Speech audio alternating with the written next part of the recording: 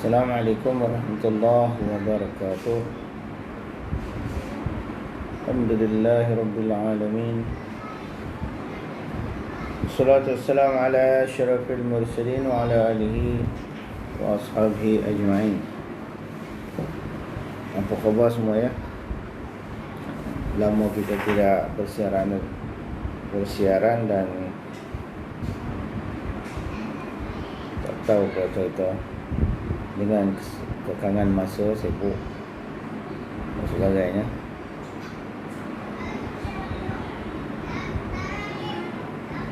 InsyaAllah pada malam ini kita sembang-sembanglah apa yang patut, perkara-perkara yang kita kongsi bersama. Ada satu soalan yang tertinggal kali-kali yang telah lepas itu, berkenaan dengan masalah ibu susu dan anak susu. Bila hukum berkahwin dengan apakah yang diharamkan di kalangan mereka itu, sama ada usul dan furuknya, hawasyinya, apa yang tak haram. Jadi ada satu kaedah dalam usul fiqh, bukan usul fiqh, yang dalam qawaidul fiqhiyah. Yahrumu minan nasabi, yahrumu minar radha'ah ma yahrumu minan nasab, wa fi riwayatin minal wiladah. Haram daripada haram dengan sebab susuan itu adalah perkara yang diharamkan, iaitu mereka-mereka yang diharamkan dengan sebab nasab. Dan satu riwayat yang lain mengatakan diharamkan dengan sebab wiladah, makna kelahiran. Wiladah lah, buat anak Jadi maksud dia samalah situ. Hadis itu telah dijadikan kaedah di dalam ilmu qawaidul fiqhiyah. Itu disebut salah satu daripada kaedah-kaedahnya itu daripada hadis itulah. Cuma nak dipahamkan, di antara perkara-perkara yang diharamkan dengan sebab nasab ni kan, sebab keturunan, dengan sebab susuan ini ada sedikit perbezaan. Setengah ulama mengatakan itu istisna, pengecualian. Ada 4 perkara yang disebut oleh Imam Bujairimi dalam Iqna', atau dalam kitab Iqna' sendiri. Khatib Syarbini sendiri mengatakan dalam kitab Iqna' ada 4 golongan yang tidak diharamkan, walaupun pada nasab diharamkan. Dan setengah kitab mengatakan 5, seperti dalam kitab, iaitu kitab Suyuti ya, kitab Al-Ashbah wa Nazair, sebut 5. Tapi di antara semua-semua itulah. Jadi saya mencadang kepada ustaz kita semua lah, cuba kita terang dalam kitab Kashful Lisan an As'ilatul Alam. Dalam kitab Kashful Lisan, pengarang kitab Kashful Lisan tak jauhi je Rubung Munakahat, juzuk yang kedua. Tengok situ Rubung Munakahat tentang masalah furuk berkenaan dengan masalah ibu susuan dengan anak susuan. Ibu susu dalam istilah bahasa Arab disebut murdi'ah dan bapa susu lah. Kita Jawi kata bapa susu je. Satu orang menyusu dengan satu orang perempuan, ibu tu dikatakan murdi'ah. Bapa tu bapa susu, itu je. Sahibul laban, tuan punya susu, bapa susu. Dan anak yang menyusu itu dia kata radhi', anak yang menyusu. Jadi ringkas di situ, kita walaupun kita jauhi, tapi ringkas senang kita faham. Kalau berdasarkan kaedah tadi, kata perkara yang diharamkan, mana semua mereka yang diharamkan dengan sebab keturunan. Macam orang tak boleh nikah dengan adik-beradik, tak boleh menikah dengan usul dia, datuk nenek moyang dia, tak boleh menikah dengan cucu cicit dia, Dengan anak saudara dia pun tak boleh. Itu keturunan. Berdasarkan kaedah tadi dan hadis-hadis yang saya sebut tadi pun, kadang dia susah, dia tak faham lah. Kita akan seperti senang. Di situ disebut dua golongan saja. Yang daripada dua golongan ini yang diistilahkan yang pertama sebagai usul dan yang kedua sebagai hawashi. Usul bagi radhi' itu sendiri dan hawashi bagi radhi' itu. Segala usul iaitu bapa dia, ibu bagi bapa dan ibu bagi anak susuan itu, dan atas ke atas para tuan nenek moyang. Golongan-golongan usul bagi anak susuan ini dikecualikan daripada nasab. Maksudnya mereka itu tidak haram bagi murdi'ah kalau kata takdir kahwin mereka. Dan begitu ya hawashi. Hawashi ini segala silsilah yang di tepi. Bukan daripada keturunan dia, bukan furu'. Furu' haram. Furu' bagi radhi' itu haram bagi murdi'ah dan haramlah. Dan sahibul laban, iaitu suami bagi murdi'ah, haram. Adapun hawashi, adik-beradik dia, adik-beradik pada ni kan, hawashi ni. Okey, satu orang lelaki, anak lelaki menyusu dengan seorang perempuan. Kanak-kanak yang menyusu tu kan dia ada adik-beradik dia, dekat adik-beradik perempuan dia, adik-beradik lelaki dia. Jadi mereka ni tidak mahram, tidak muhrim bagi murdi'ah, tidak muhrim bagi ibu susu dia, bagi bapa susu dia, tidak muhrim mereka ni. Dan begitu keturunan mereka ke bawah. Yang muhrim bagi murdi'ah, bagi ibu susuan dan bapa susu, iaitu furu'. Furu' bagi radhi' itu saja. Itu yang dimasukkan ada pengecualian daripada hadis tadi, ataupun ada pengecualian daripada kaedah fiqh. Disebutkan sebagaimana disebutkan yahrumu minar radha'ah, diharamkan dengan sebab radha'ah itu kama yahrumu minan atau ma yahrumu minan nasab, wa fi riwayatin minal wiladah. Kita faham itulah. Sebab saya bincang ni sebab memang perkara tu susah nak faham. Susah nak faham. Tengok kita jauhi senang. Masya-Allah tu. Apa khabar semua ya? Apa khabar tuan-tuan semua? Saudara-saudara kita, para awliya illah semua, menuntut ilmu. Masya-Allah. Apa khabar semua?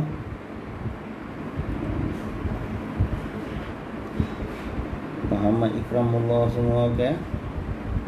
Bintu Ahmad, Assalamualaikum. Waalaikumsalam. Apa hukum mengambil buah-buahan yang ditanam di kawasan sekolah? Pada kawasan sekolah itu tanah itu adalah tanah wakaf bagi muslimin, tanah wakaf bagi muslimin, ataupun tanah kerajaan harus kot, tak ada tuan. Tanah wakaf bagi muslimin atas kata muslimin ni boleh ya. Macam kita makan pokok buah rambutan di suara okey tak? Suara okey tak? Okey. Macam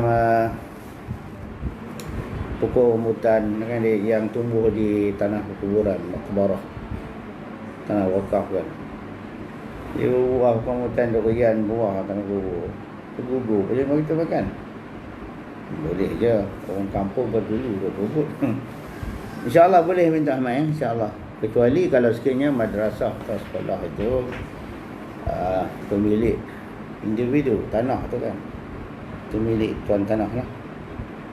Jadi kalau kaedah dia, kalau sekiranya perkara aqarah ni, perkara-perkara yang berbentuk kekal kan, tanah, rumah.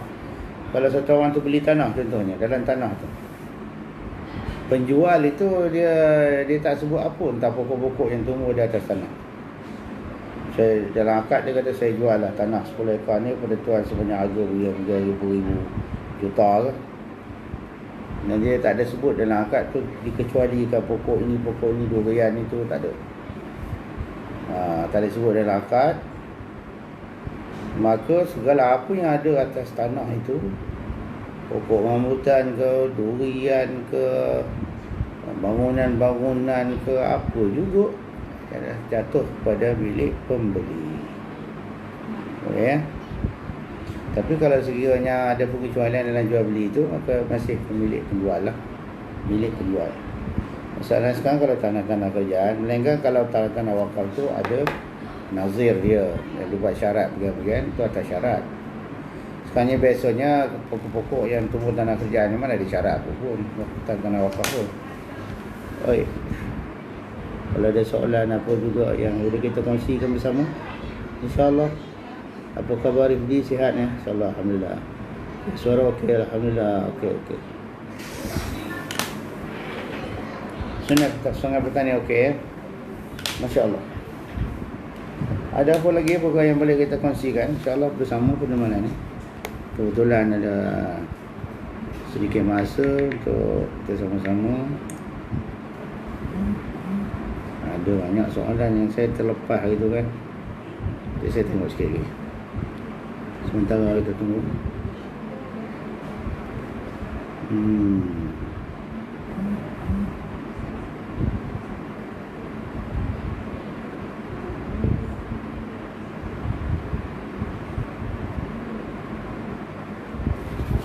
Baik, ada baru-baru ni ada dihebohkan viral tentang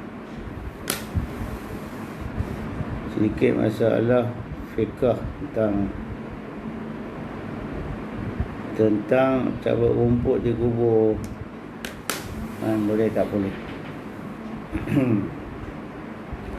Tering boleh lah. Itu macam yang dalam video Ustaz Fadilah Ustaz yang syarah dalam video tu, betul lah tu. Betul lah, kalau kata ada nas dia, memang ada dalam Tuhfah pun ada. Dalam I'anatul Talibin ada nas dia. Dalam Fathul Mu'in, I'anatul Talibin, dalam kitab Tuhfatul Muhtaj. Kitab mana lagi ya? Adalah Jamal Fathul Wahab. Dalam Jamal Fathul Wahab terang menyebut kalimat An-Nabat. Kita kata An-Nabat termasuk rumput lah. Apa yang tumbuh di atas kubur tu, maka tak boleh dicabut kerana menghilangkan fadilat zikir, fadilat tasbih yang boleh didapat oleh mayat. Jadi kita menghilangkan fadilat orang ni pun haram. Tak boleh. Kelebihan-kelebihan yang akan didapat oleh satu orang lain kita hilang kan, tak boleh. Kita tapi kalau sekadar kita trim, kita tidak racun dia, tak racun tak apa lah. Trim dia, kita pokok tu kita pangkas untuk bagi subur lagi, tak apa. Jangan kita, kalau orang kata kalau biar tak boleh cabut, biar semua ulang dari situ, jangan lah. Boleh kalau sekadar nak terang tu, tapi jangan dihilangkan. Yang dilarang hilang, menghilang fadilat itu. Ibarat itu kan. Tapi kalau orang kata tak ada nas, dia kata rumput tak ada. Kalau itu saya kata an-nabat tu masuk rumput tak? Kalau an-nabat rumput masuk. Kalau di dalam Fathul Mu'in I'anatul Talibin dia sebut pokok selasih, pokok hashish boleh juga.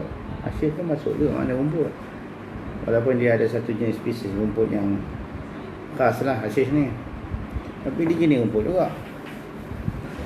Cabut hashish tak boleh. Hashish tak ada tempat kita kan, tapi dia jenis rumput hashish tu. Okey. Lepas tu kan orang kata tu ada mazhab lain, Al-Khattabi dan syarah-syarah hadis tu mazhab lain. Khattabi dia bukan Syafi'i.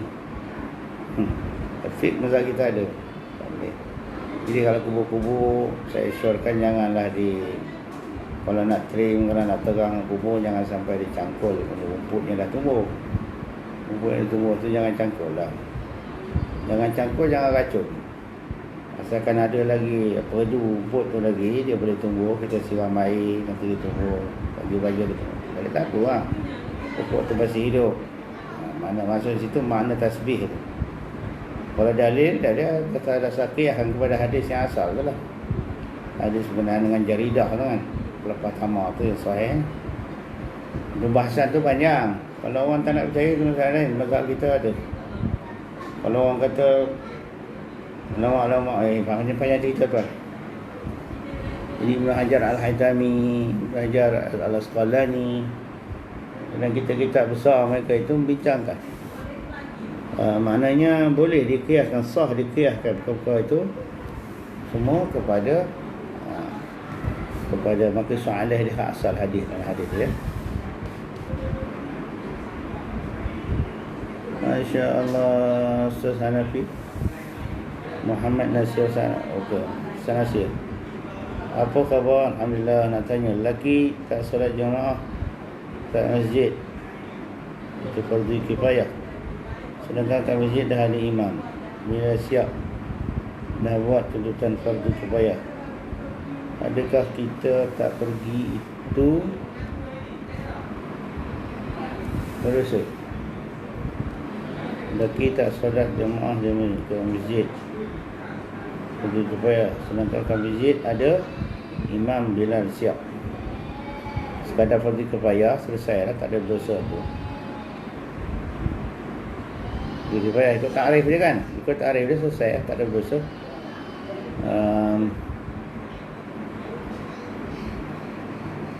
Sekarang ni mana-mana pun PKP pun dah banyak diberi kelonggaran dengan, walaupun ada SOP dia, tapi dah banyak diberi kelonggaran. Jadi kita bersyukur sebenarnya, bersyukur diangkat bala tu sedikit demi sedikit, walaupun sedikit makan masa lah. Jadi kita masing-masing berdoa lah, jangan terlalu baik. Terima kasih. Barak, insyaAllah. Amir Syarifuddin, Assalamualaikum. Tandas kat mana nak baca doa? Sebelum masuk lah, sebelum memijak, melangkah kaki kiri ke dalam ke tandas itu, baca doa tandas kan. Kalimat tandas sini pun dah lama dalam Hidayatul Sibian dia guna kalimat tandas dah 200 tahun. Tandas tu bahasa Melayu pula, tapi dah lama kalimat tandas. Mana tandas yang berbentuk bangunan itu pun sebenarnya dah lama. Sebelum masuk, InsyaAllah sebelum masuk jangan baca dalam. Ustaz pusaka seorang ayah nak pencen. Sebelum pencen dia dah berbincang dengan kerani berkaitan wang sagu hati pencen. Wang sagu hati pencen. Okey.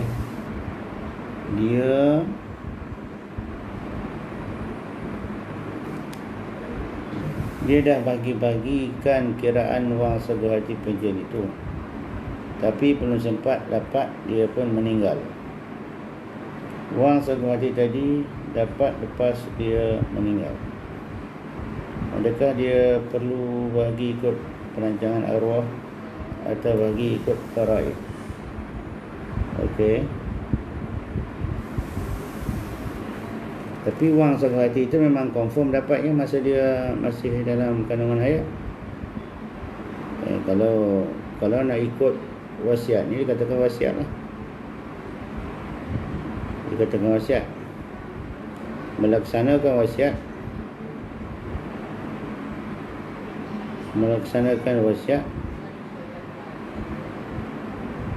ya, selepas meninggalnya. Tidak kita nak kira wasiat ke nak kira faraidnya? Okey, ada kesimpulan dia, adakah dia perlu bagi ikut perancangan arwah atau bagi kepada Dekat dia ni maksudnya bagi ni perlu bagikan ikut perancangan arwah. Dekat perlu ikut perancangan arwah. Perancangan arwah tu pasal duit tak di tangan. Kita boleh anggap tu sebagai wasiat atau bagi ikut faraid.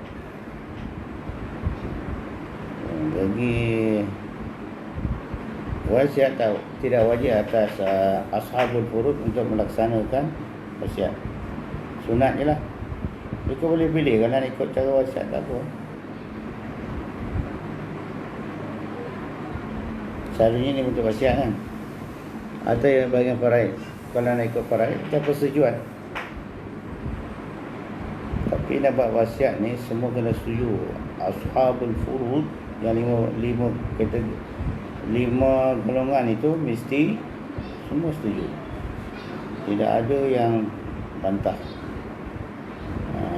Dan tidak ada daripada kalangan mereka tu anak-anak yatim. Semua itu setuju untuk mengikut wasiat, pembagian wasiat tu tak apa lah. Kalau tidak faraid, sebab dia ni benda pencen ni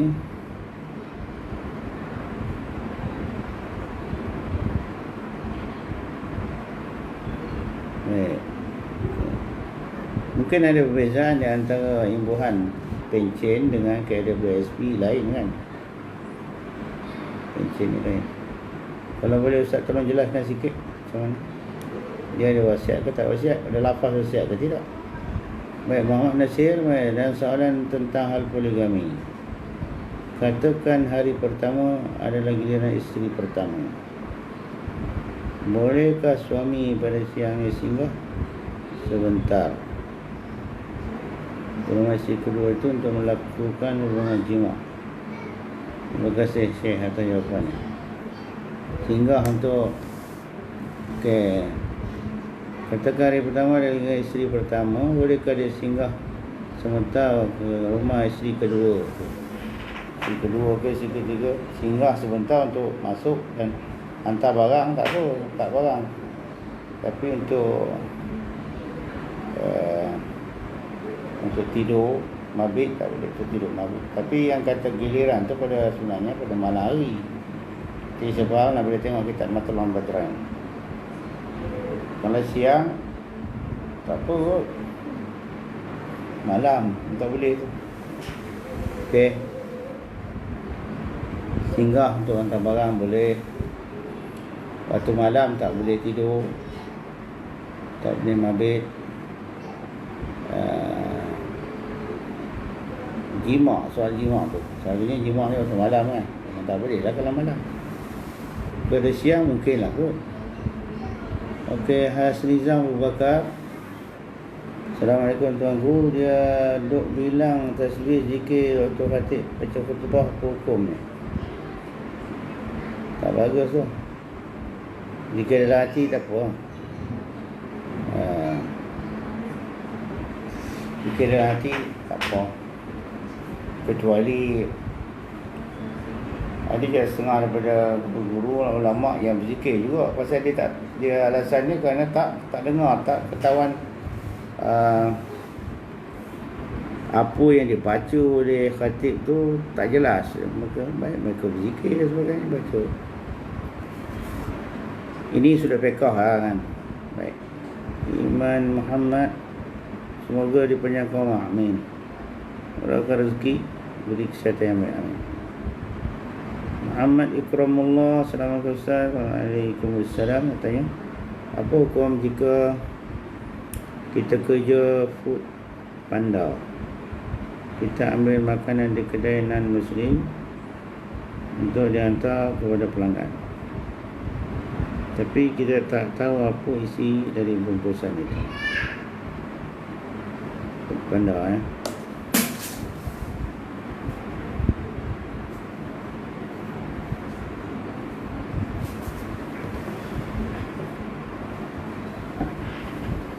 kerja-kerja gitu elok kita berhenti lah. Cumanya Kalau makanan restoran seorang orang Islam, confirm tak apalah. Atas dibenak ke atas Muslim. Ada pun ada kedai-kedai restoran kita mengedar sebahagian daripada makanan itu daripada kedai-kedai bukan Islam yang dizankan, mungkin dia sampai tak yakin mereka tu akan menajis. Kalau kita tak tahu barang-barang tu, kalau barang mentah tak apalah, tu pandang ni barang yang dah siap masak kan. Kita tak boleh lah tu kurang. Masya Allah. Ustaz Syafi'i Khani, saya nak minta nasihat kenaan kami pelajar universiti berkaitan belajar dengan sebagai pensyarah yang berpegang dengan aliran Wahabi, Syiah dan sebagainya.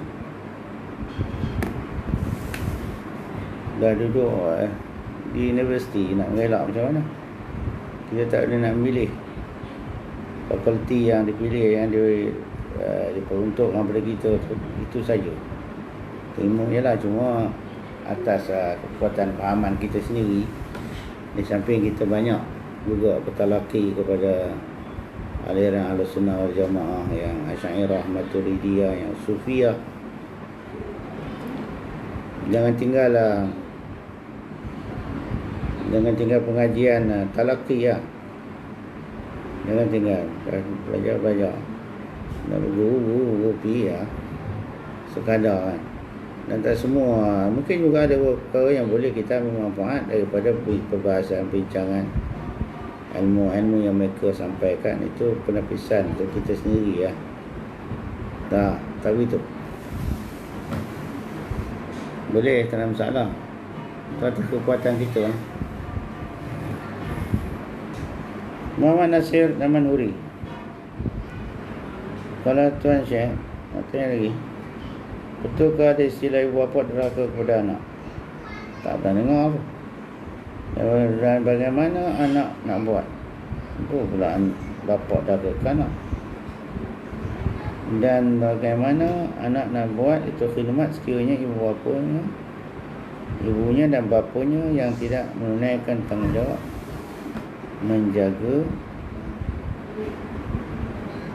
menjaga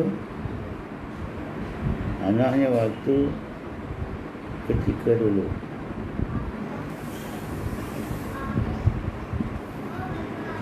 Bagaimana anak nak buat itu khidmat sekiranya bapanya dan ibunya dan bapanya yang tidak menunaikan tanggungjawab menjaga. Dialah masa kecil dia tak jaga gitu, dia tinggal. Tapi dia bapa tetap bapa, ibu tetap ibu. Tetap juga kita dituntut berkhidmat kepada mereka. Saya ingat jawapan ini Ustaz secara bicara boleh jawab kan banyak. Ibu tu tetaplah ibu, bapa tu tetaplah bapa. Kalau tidak kerana ibu dan bapa, tak dapat kita melihat bulan dan matahari. Jadi istilah ibu bapa derhaka kepada anak ni tak ada.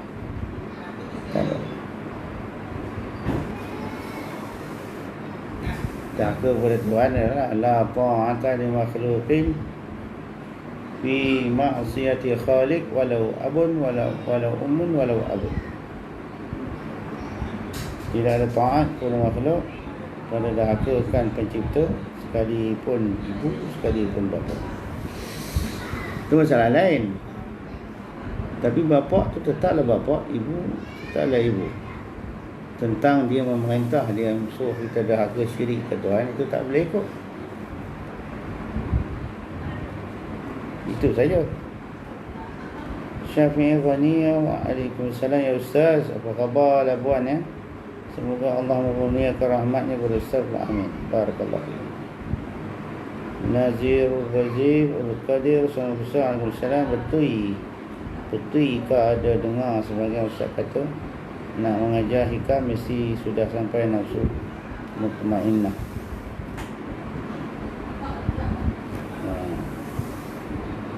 Tak lah Ustaz tu dah jawab kot. Kalau dalam Sayrus Salikin disebut di situ syegianya untuk mutalaah. Bila kata mutalaah tu mungkin untuk mengajar dan sebagainya. Kitab yang tahap pertengahan. Hikam ni tahap pertengahan, sederhana. Dia terbagi kategori kitab tasawuf tu kepada tiga kategori, 3 peringkat. Ada yang basicnya, yang asas tadi, ada yang tausid pertengahan, ada yang muntahi. Hikam tu masih tahap pertengahan. Maksud situ masih boleh difahami daripada golongan uqala, golongan awam, golongan uqala boleh faham, boleh mengambil manfaat. Jadi kitab-kitab yang dikarang bertahap oleh para wali, satu orang yang wilayah bila nizam itu wali yang tidak boleh dibantah walian, kerana bukti dia sangat terang lah, karamat itu. Seperti pengarang kitab Al-Hikam Ibn Athaillah As-Sakandari. Jadi kita baca kalam-kalam dia tu, kita dengar kalam-kalam hikmah dia, kita memberi manfaat kepada rohani, walaupun kita bukan ahli. Dia menyuburkan air yang sangat berhikmah, yang menyuburkan ruh. Apa pasal buat syarat nak mesti mutmainah. Baca mudah-mudahan pembaca pun dapat manfaat, pendengar pun macam dapat manfaat. Kalau kita nak faham seperti Al-Quran lah, Al-Quran kalamullah lagi hebat. Bandingan hikam, mana boleh nak bandingkan kalamullah Quran. Jadi siapa nak baca kalamullah, mana ada syarat nak mutmainah ke, mesti kamilah dulu ke, baca Quran. Ada syarat itu. Ada ulama kata itu, tak ada pun, tak ada seorang nak dengar. Jadi siapa yang baca, siapa yang mendengar, mudah-mudahan dapat manfaat. Tambah pula Al-Hikam, setengah daripada pensyarah dia kan, orang-orang yang kemudian daripada Ibn Athaillah. Ada yang mengatakan hampirlah kalau sekiranya Al-Quran itu Ibn Al-Bunna, Ibnu satu ulama yang kemudian selepas dari Ibn Athaillah itu, ada menyebut kalau sekiranya sembahyang itu sah dibacakan dengan selain daripada Al-Quran, selain daripada Fatihah atau Kamakal, menurut saya sahlah dibacakan dengan hikam. Begitu tingginya mutu hikam tu, berhikmahnya dia kan. Tapi bukanlah, jangan salah faham pula kan. Kalau ada pula orang kata saya mengatakan hikam tu Quran, teruk. Dengarlah elok, please lah. Bukanlah, maknanya ketinggian. Seperti juga setengah ulama mengatakan kalau sekiranya kadal Quran, kadal ihya Quran, hampirlah ihya tu jadi Quran. Bukanlah mana ihya tu Quran. Ada ulama kata gitu kan. Berapa Ustaz? Okey, ada orang dah dapat kelulusan untuk solat Jumaat melalui online, tapi dia tak dapat hadir sebab kena pergi luar kawasan, menyebabkan dia tak dapat solat kat tempat lain. Berdosakah dia? Itu uzur. Uzur tak berdosa. Bila ada keuzuran tak berdosa. Okey. Terima kasih sama-sama tuan. Bukhari. Assalamualaikum. Waalaikumsalam. Seorang perempuan bermusafir bersama adik-beradik perempuan lebih daripada satu marhalah. Okey, satu marhalah, bukan dua, satu. Boleh atau tidak buat solat jamak qasar dalam bermusafir tersebut?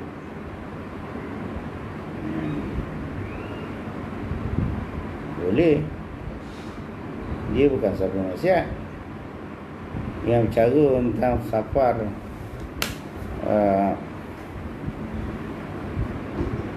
safar ni Kalau musafir sampai tak boleh tu, kalau dalam bab apa haji sunat, umrah sunat adalah sikit bincang nak kita fiqh kan. Tapi musafir ni, safar perempuan keluar daripada rumah dia tu, kalau mazhab kita lah, mazhab kita Syafi'i ni, dia disyaratkan aman perjalanan daripada fitnah. Kalau dalam perjalanan dia aman daripada fitnah, maka safar itu tidak dianggap sebagai safar maksiat, safar dahaka. Kalau tidak ada dahaka, safar itu bukan safar dahaka, safar yang harus, maka bolehlah jamak dan qasar.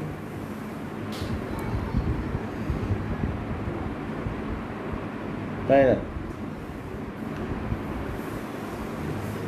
Walaupun ada hadis dengan, ada satu hadis tu kata tidak tusafir, tidak bermusafir orang perempuan melainkan dengan suami ataupun muhrim dia, mahram dia. Tapi hadis tu dalam bentuk mujmal, kena tafsirkan lagi lah, kena tabyinkan dia lagi. Nur Syamimi, okey. Apakah hukum wanita pakai niqab dan apakah kelebihannya? Niqab ataupun furdah ya, tutup muka tu, itu memang ada dalam kaul yang muktamad, asah mazhab kita lah. Dia ada dua tu, kaul muktamad dan kaul sahih. Kaul muktamad asah mengatakan perempuan menutup muka dan dua tapak tangan itu bila berhadapan dengan lelaki-lelaki ajnabi, hukumnya wajib. Kaul yang sahih maksud mengatakan tidak wajib. Jadi wajib perempuan menutup seluruh tubuh dia kecuali muka dan dua tapak tangan. Muka dan dua tapak tangan itu boleh dibuka, tetapi dengan syarat tidak wujud fitnah maksudnya. Kalau ada fitnah, boleh wujud fitnah, maka ijma' lah ulama mengatakan wajib juga tu hak ni perempuan, wanita tu menutup muka dan dua tapak tangan. Jadi hukum menutup dua dan tapak tangan ni memang ada wujud dalam Islam. Dalil dia kuat lah, hujah-hujah dia kuat.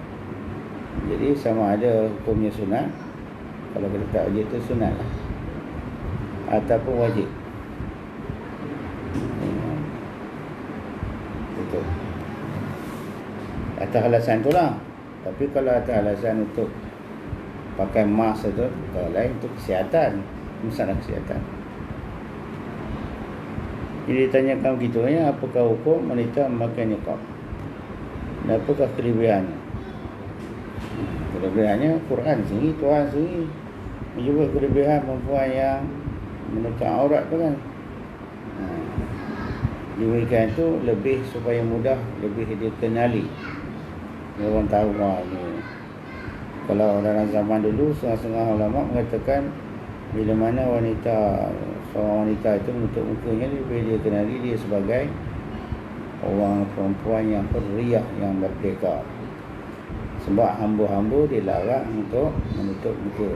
Perempuan-perempuan yang hamba, amah, para amah itu, para perempuan yang taraf hamba, maka dilarang muka itu menutup muka dan dua tapak tangan. Supaya ada perbezaan di antara perempuan yang merdeka dan perempuan yang hamba yang tidak merdeka. Boleh dikenali, dan mungkin sudut lain lebih dikenali dan lebih selamat. Itu nas Quran kan, kelebihan dia. Okay.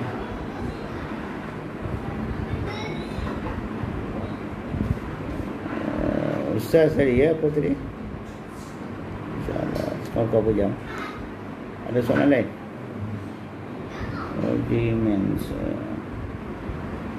Assalamualaikum. Waalaikumsalam Ustaz. Apakah hukum orang mengatakan isim itu lain, musamma itu lain pada ismu zat? Mengatakan isim itu lain, musamma itu lain pada ismu zat. Kalau dia isim lain, musamma itu lain pada ismu zat itu pada lafaz Allah tu kan. Betul lah tu. Dalam Bajuri pun ada, Syafi'ah Bajuri. Betulkah? Betul.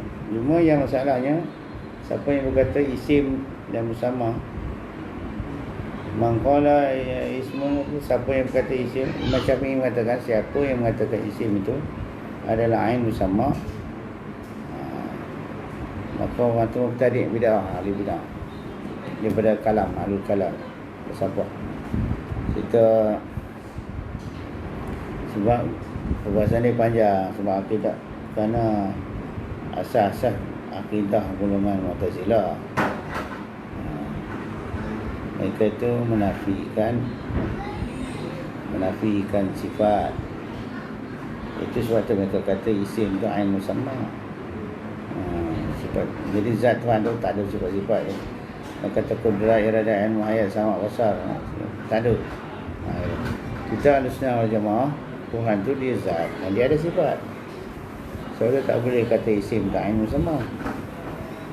Itu hikmah adalah maksud situ. Tapi kalau selagi mana satu orang tu Ahlussunnah wal Jamaah, dia bukan aliran Mu'tazilah, okey, kalau dia nak kata isim ain musamma, isim bukan ain musamma, boleh berlaku. Ada wajah dia, betul berlaku tu. Baik ya. Yang kedua, betulkah ba' di dalam basmalah jika dikatakan ia ba' isti'anah, adakah buruk adab? Iyalah, yang kata ba' isti'anah, tak tolong lah.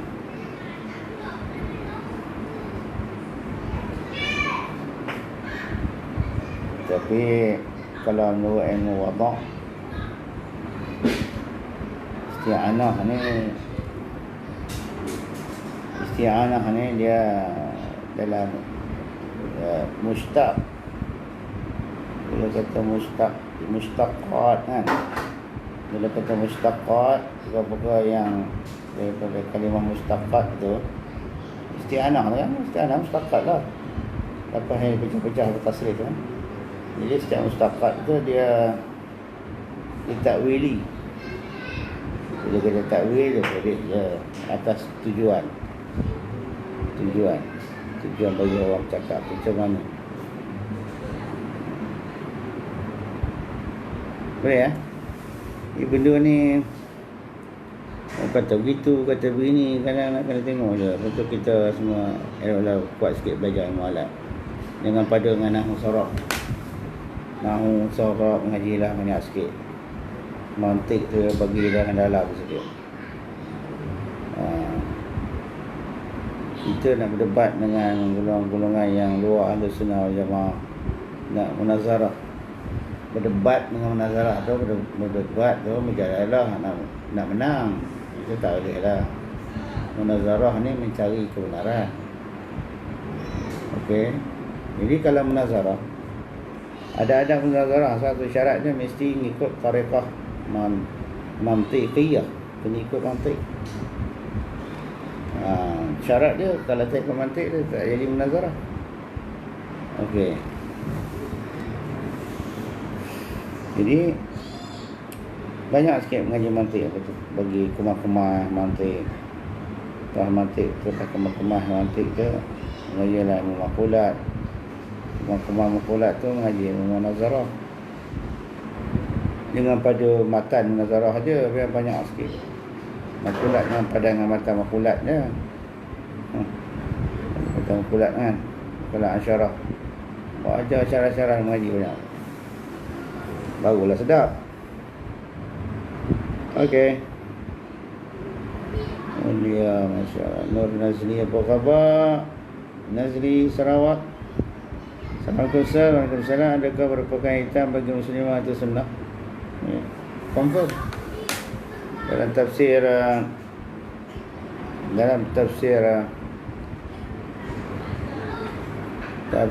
apa tu? Tafsir Al-Quranul Azim bagi Imam Ibn Kathir. tafsir Ibn Katsir, situ banyak riwayat hadis yang sahih mengatakan pada turunnya ayat hukum memakai jilbab kan, jalabib, jalabib jilbab kan.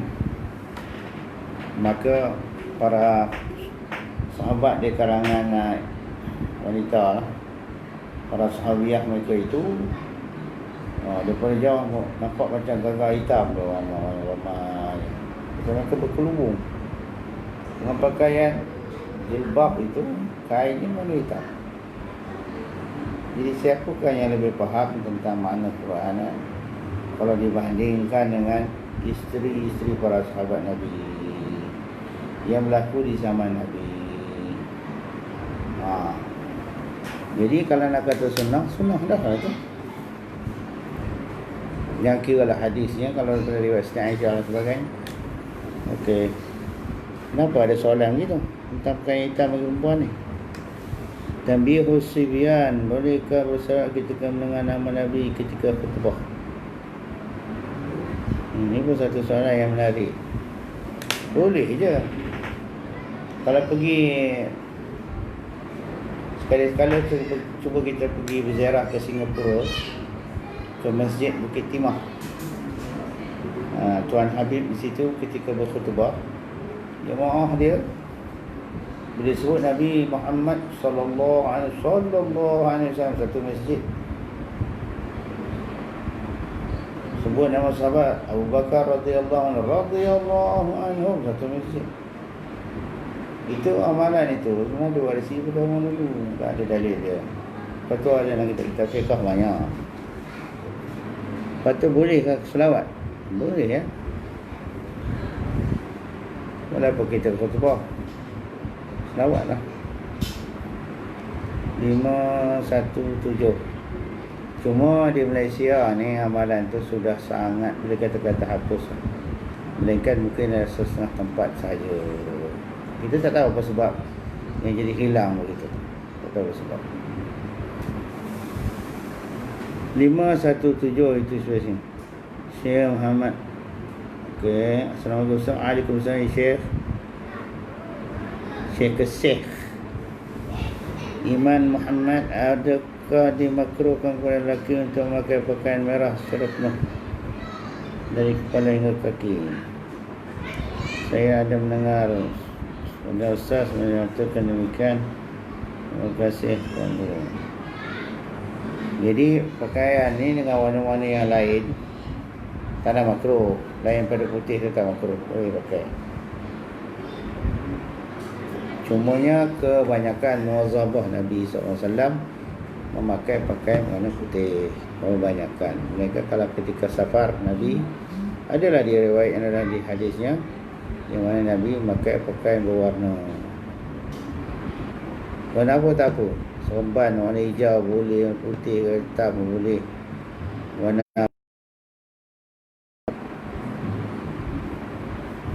itu fiqah tu. Dulu saya pernah sebut ada fatwa dalam Fatwa Al-Hadithiyah bagi Ibn Hajar Al-Haytami mengatakan kalau sekiranya berlaku tahmah, kita pakai serban warna hijau, maka kita ditahmahkan sebagai keturunan Nabi. Kita dia tak boleh pakai hijau tu. Kalau kita bukan keturunan Nabi, itu bukan saya pun, bukan Habib pun. Kalau ada. Kalau tak ada, tahmah boleh. Selalunya tahmah-tahmah begitu ataupun dituduh sebagai golongan yang mubtadi', semuanya seperti ini. Kalau kita pakai hitam, semua hitam, maka dikata kita sebagai Syi'i. Semua ada setengah pahaman Syiah begitu. Semua hitam ni mulah dia tak pakai sebab hitam kalau tidak Sayyid. Begitu pula.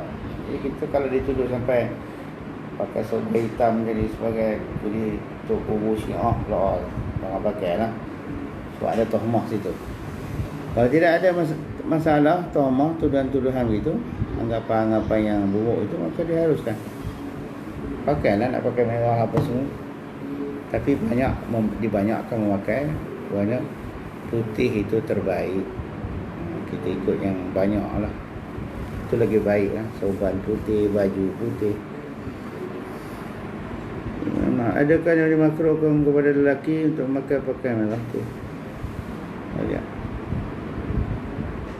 Kemudian saya bertanya, Ustaz, apa khabar? Bagaimana wajah berubahnya korban sunat menjadi korban wajib? Korban sunat berubah menjadi korban wajib. Ada dalam kitab Jawi. Saya kata bukan Jawi je lah, asal daripada Arab. Kalau dalam Kasyful Islam itu disebut wajah nazar kan. Dapat dipanggil makna nazar. Kalau sekiranya korban nazar, daripada awal lagi nazar, saya bernazar untuk melakukan korban tahun ini kan, korban hari. Jadi tu lembu kita beli tu dia lah tu bernazar. Kalau sekiranya wajah daripada sunat menjadi wajib ni, dia bertukar. Asalnya tak ada niat nazar pun, asalnya nak buat korban je. Asalnya nak buat korban, beli. Jadi masa tarik tali lembu tu, tarik tali kambing tu, bila orang tanya, ni kambing kena buat apa? Kambing ini, kata. Dia pun jawab, kambing ini korban. Kambing ini untuk korban. Kambing ini. Yang itu, itulah maksudnya bertukar daripada sunat kepada wajib. Cuma ditambihkan, diperingatkan. Dalam kitab Kasyful Islam cantik, dibahas oleh Syekh Ahmad Al-Fatani. Syekh Ahmad Al-Fatani di dalam kitab Fatwa Al-Fatani yang bagi halus lagi. Kerana ada kalimat ini tu, di situ dia ada ta'yin. Kalau tak ada ini, bila orang tanya, kita tarik tali lembu. Buat apa lembu? Korban. Itu jadi nazar tak? Tak jadi. Tak jadi nazar tu. Yang jadi nazar sebut ini tu. Khitab kan. Korban ini. Ta'yin lah. Ini ta'yin tu. Bila ta'yin tu nazar. Korban ini. Korban ini lah. Lembu ini. Kambing ini. Korban. Kambing ini untuk korban. Jadi bertukarlah asalnya daripada kambing yang sunat, korban yang sunat, jadi korban wajib.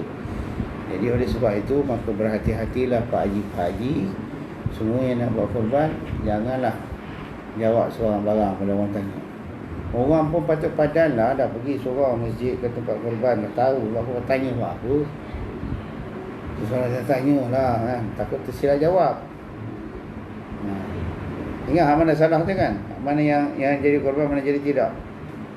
Yang mana jadi nazar, yang mana jadi tak jadi nazar. Kalau kata korban ini, nazar. Kalau jawab nazar saya, kalau jawab kata korban saja, buat apa lembu tu? Korban, tak jadi nazar. Jadi masih tak kekal pada hukum asal, iaitu korban sunat.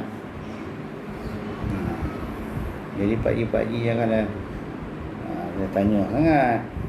Tengok je lah, faham-faham je. Takut tersilap kan. Saya tengok cerita benda yang dah tanya, benda maklum tanya lagi ni kan. Dulu zaman saya mengaji dulu tu, guru cengih-cengih. Ada cerita tu guru kan. Dia tengah cangkul rumput. Lepas tu ada orang belakang, orang lalu. Tok guru tengah buat apa tu? Guru tu marah kata, "Oi, hang tak nampak tengah buat apa ni? Tak nampak tengah buat apa ni? Tanya lagi."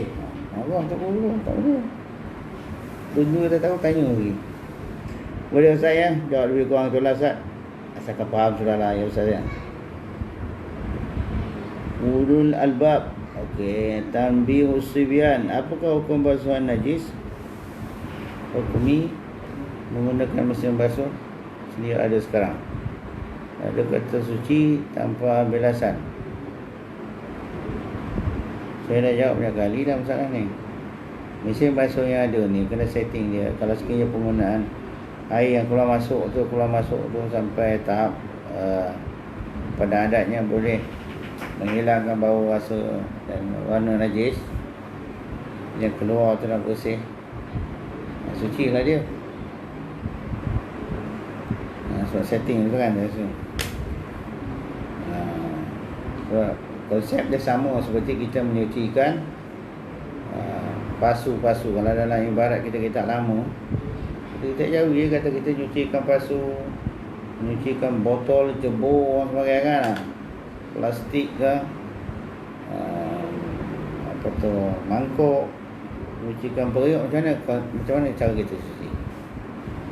Kita buang air, kita buang kocak-kocak, buang sampai dia hilang. Kau rasa dah mana? Bersih tak? Periuk kita tu bersih kan? Bersih kan? Syukur kan? Cumanya kalau kata nak bahas halus-halus lah. Kalau mengaji mahali dia bahas itu lah. Bila mana dia bubur sabun, pada awal lagi dia bubur sabun. Dia ada sabun tu kan. Dan ada lagi, dia panggil satu lagi apa? Pelembut kan, pelembut tu kan. Pelembut, buat sabun.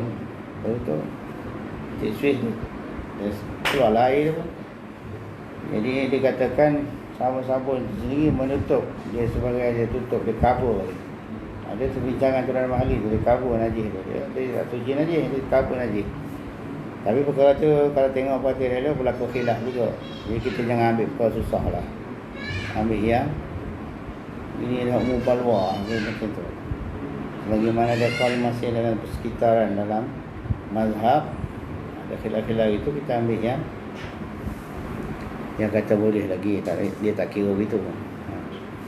Asalkan hilang bau rasa nak baru.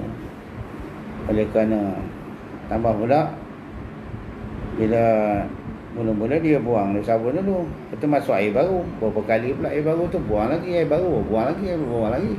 Masuk air baru, air suci kan, pusing, buang, masuk berapa kali tu. Ambil Zuhair tu, terus memang yang ambil khilaf yang tadi lah, yang kabur najis, tutup najis, tak tutup najis tu. Iaitu pun sebenarnya khilaf bukan ijma', bukan ittifaq pun mazhab. Itu kaedah dia. Okey. Tinggal lagi kalau orang lebih selesa dengan manual punya mesin tu kan. Washing machine, basuh yang manual tu ambil kebulan dia lah. Rumput men, Assalamualaikum. Waalaikumsalam. Apa khabar? Rumput men. Faiz Al-Hafiz, masya-Allah.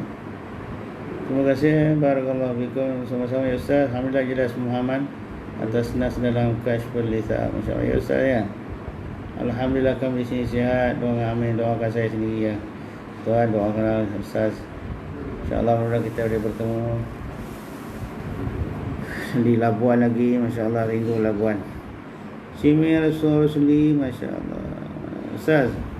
Ya Ustaz, Ipoh apa khabar ya?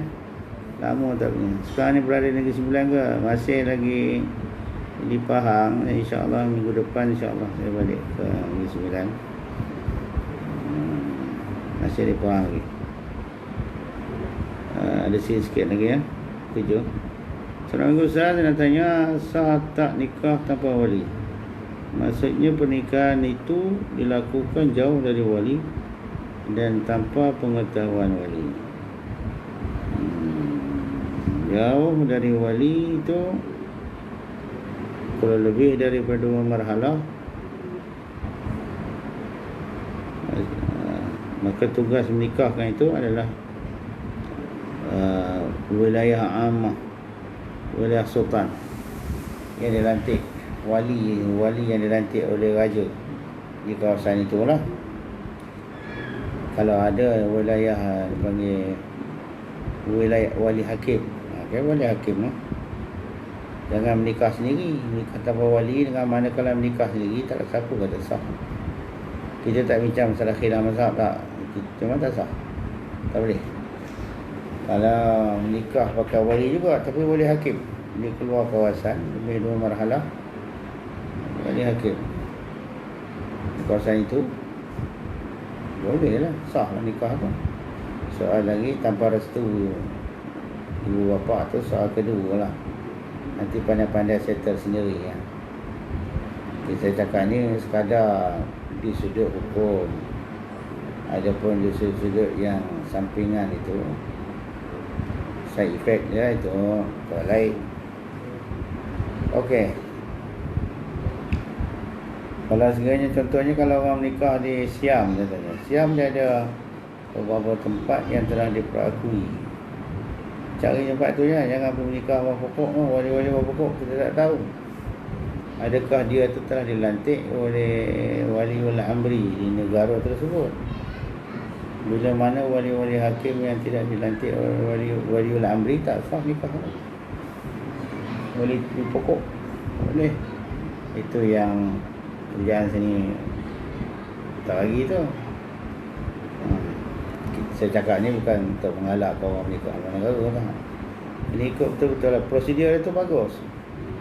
Prosedur itu bagus, menyelamatkan.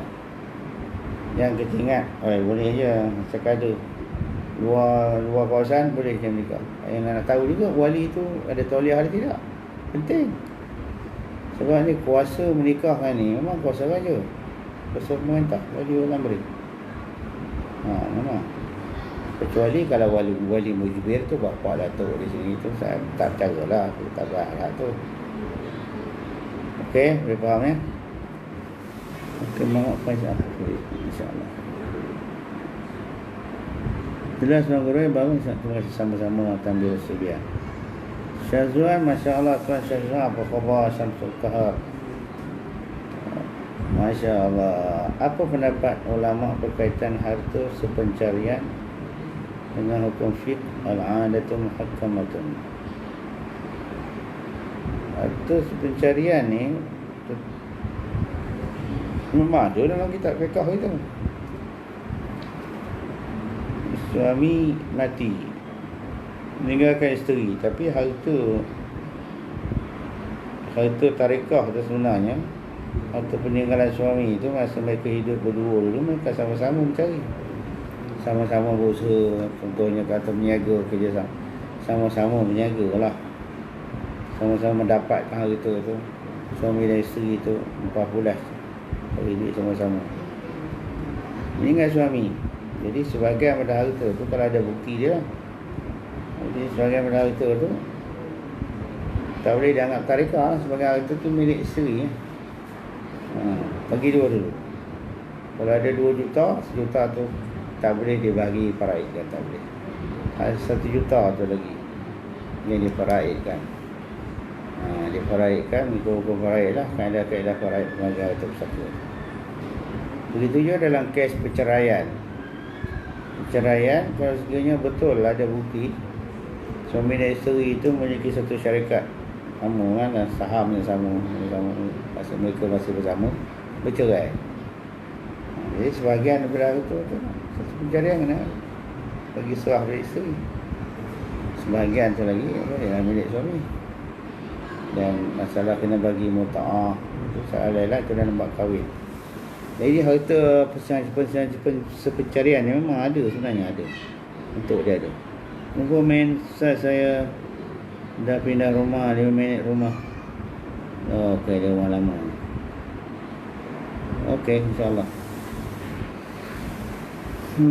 Kau apa dia?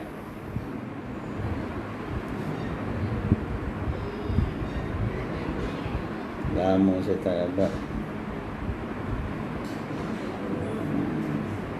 Ini masalah, ada orang bertanya tentang artikel yang saya tulis kan, tentang satu PDF yang saya yang kita forward kan, yang kita viral kan tu. Bagilah sedekah siapa nak baca, yang suka baca, tentang perbahasan apa tu, apa tajuk dia, saya perlu perbahasan tentang COVID ni lah, tentang COVID ni kan, tentang penutupan masjid, rumah ibadat di musim wabak. Ada 10 poin di situ ya, 10 poin, sekian 10 poin daripada awal sampai akhir situ. Itu poin tu semua diambil daripada kitab turas lah, ulama zaman dulu. Jadi ada orang kata, kenapa Ustaz tulis artikel itu seolah-olah menyokong kerajaan tutup masjid. Saya nak jawab beginilah. Bukan masalah sokong kerjaan tak sokong kerjaan. Masalahnya kita semua tak nak berdosa. Tak ada siapa yang nak berdosa sebenarnya. Sama ada kita sebagai marahin rakyat maupun pada pihak kerajaan. Dan bila hubung kait dengan masjid ni, dia bukan masalah kerajaan, dia waliul amri. Kita tak usah guna istilah kerajaan lah, kita guna istilah waliul amri. Waliul amri ni bagi agama dan negara kita lah. Biasanya maksudnya ialah raja-raja, sultan yang menguruskan tentang urusan agama. Itu hak mereka. Jadi poin itu kita bahaskan dalam untuk dua keadaan. Sama ada bagi pihak waliul amri, mereka pun tak nak dosa juga. Kalau tak ada sebab, mereka tak boleh haram tutup masjid. Tutup masjid ni diharamkan dengan nas Quran sendiri. Tak boleh tutup masjid untuk rumah ibadat, tak boleh. Bagi pihak kita sendiri, sebagai rakyat, kita pula haram kalau sekiranya tidak ada uzur, haram datang masjid. Haram meninggalkan sembahyang Jumaat, tak boleh. Kena pergi wajib. Jadi kedua belah pihak tu ada. Dia ada protokolnya dia beri dalam agama. Kalau baca 10 poin tu puati tak elok. Ada hujah dia semua. Ada. Dan pada awal dulu saya dah berkata peristiwa wabak ni, kita memandang dari sudut perspektif Islam, sejarah peradaban Islam, tamadun Islam dah berlaku zaman kurun-kurun awal dulu, kurun ke-8 Hijrah, kurun ke-6, kurun ke-8 zaman Ibn Hajar Al-Asqalani, kurun ke-8 telah direkodkan. Di zaman Az-Zahabi, kurun ke-6 juga telah ada catatan berkenaan dengan perkara. Jadi takkanlah tak ada langsung perbincangan masalah tu kan.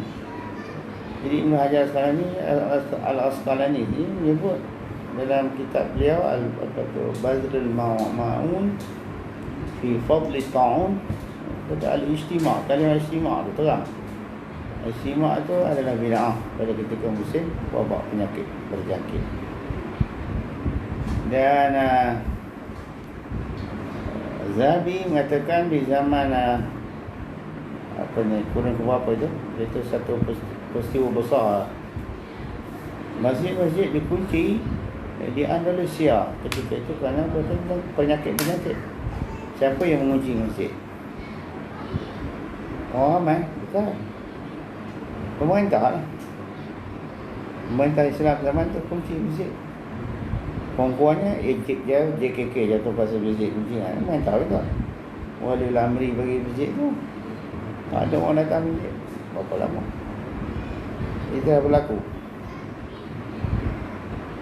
Dan di ujungnya situ disebut bincangan berdasarkan kaedah-kaedah fiqhiyah.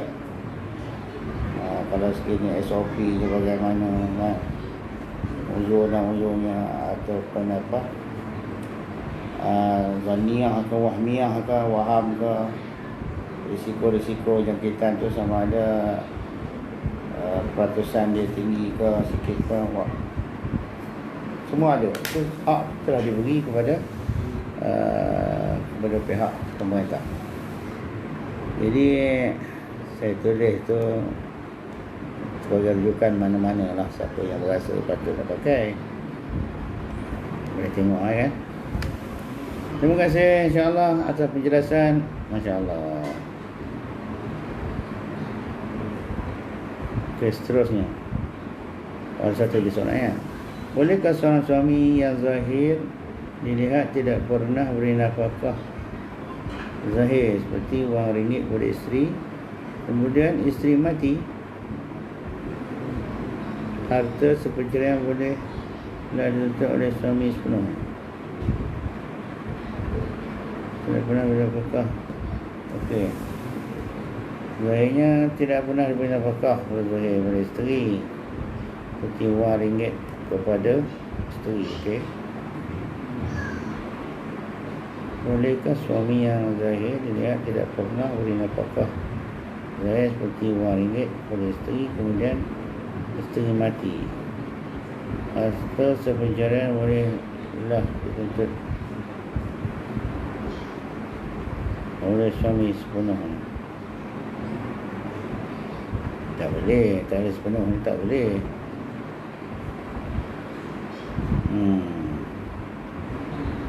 Dia suami tak bagi nafkah zahir tu, itu masalah.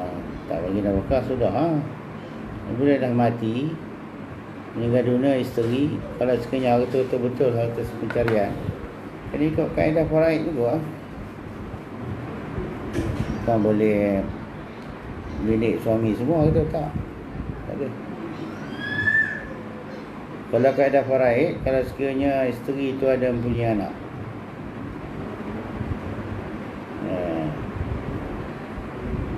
punya anak, suami hanya boleh dapat rubuk je, 1/4 daripada bahagian faraid tarikah si isteri. Kalau suami itu, kalau isteri itu tak ada anak, baru dapat setengah ni. Setengah je. Itu biasa, kiraan biasa lah. Setengah harta peninggalan isteri, setengah je dia dapat. Tak semua juga kalau faraid tu. Okey, InsyaAllah. Syazwan berapa tu suara jelas kan? Kalau dah. Doakan saya, mudah saya boleh balik. Ini 9 insyaAllah. Minggu depan saya insyaAllah balik.